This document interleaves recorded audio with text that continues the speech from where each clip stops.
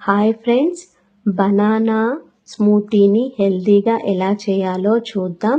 ఈ స్మూతీ తీసుకోవడం వలన ఎన్నో రకాల హెల్త్ బెనిఫిట్స్ ఉన్నాయి. ఇందులో ఉండే విటమిన్స్, ప్రోటీన్స్ వలన పిల్లల మరియు పెద్దల ఆరోగ్యానికి ఎంతగానో సహాయపడతాయి.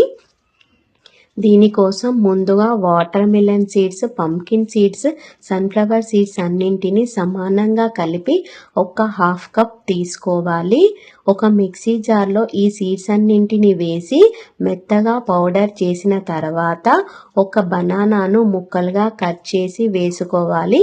అదేవిధంగా ఒక గ్లాస్ మిల్క్ను యాడ్ చేసి స్వీట్నెస్ కోసం 1 లేదా 2 స్పూన్ల హనీని యాడ్ చేసి మెత్తగా గ్రైండ్ చేసుకోవాలి.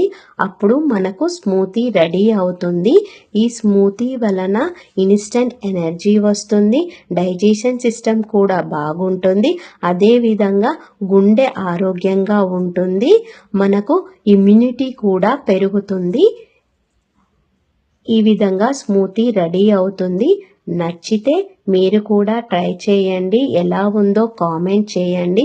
ఇలాంటి మరిన్ని వీడియోస్ కోసం మా ఛానల్ని సబ్స్క్రైబ్ చేసుకోండి. Thank you for watching.